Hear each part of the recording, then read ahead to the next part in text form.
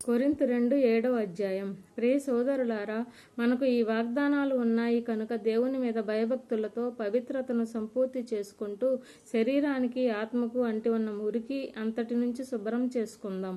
మీ హృదయాలలో మాకు చోటు ఇవ్వండి. మేమెవరికీ కీడు చేయలేదు, ఎవరిని భ్రష్టులను చేయలేదు, ఎవరి నుంచి దేనిని మోసంగా తీసుకోలేదు.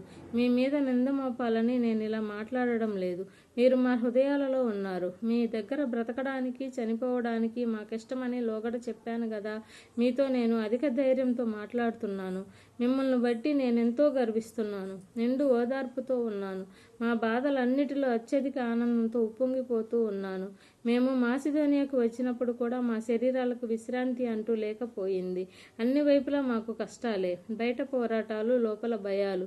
అయినప్పటికీ అణగారిపోయిన వారిని దేవుడు ఓదార్చేవాడు.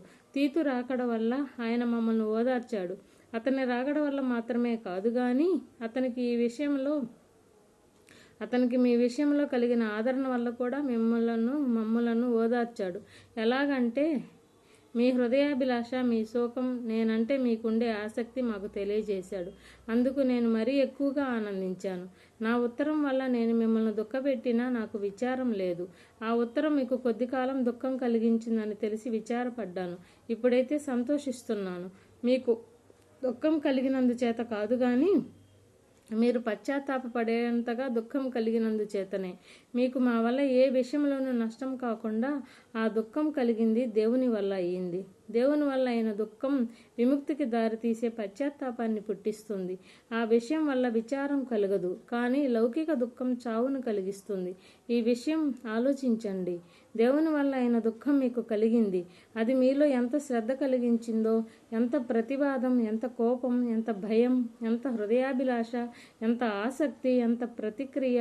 ఆ విషయంలో మీరు నిర్దోషులని అన్ని విధాలుగా రుజువు చేసుకున్నారు.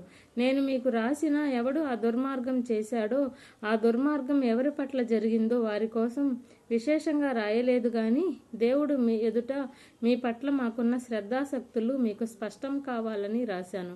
అలా అయిందని మాకు మీ ఓదార్పులో ఓదార్పు కలిగింది.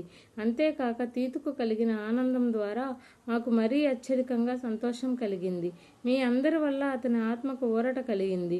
మీ గురించి ఏ విషయంలోనైనా అతనితో గొప్పగా మాట్లాడినా నేనేమీ సిగ్గుపాలు కావడం లేదు. మేము మీతో చెప్పినదంతా ఎలా నిజమో అలాగే తీతుతో మేము మీ గురించి గొప్పగా మాట్లాడింది నిజమని తేలింది. మీరు తనను భయాందోళనలతో స్వీకరించి విధేయత చూపిన సంగతి అతడు జ్ఞాపకం చేసుకున్నప్పుడు మీ పట్ల అతని వాత్సల్యం అధికమై ఉంది. ప్రతి విషయంలో మీ గురించి నాకు నమ్మకం ఉంది కనుక ఆనందిస్తూ ఉన్నాను.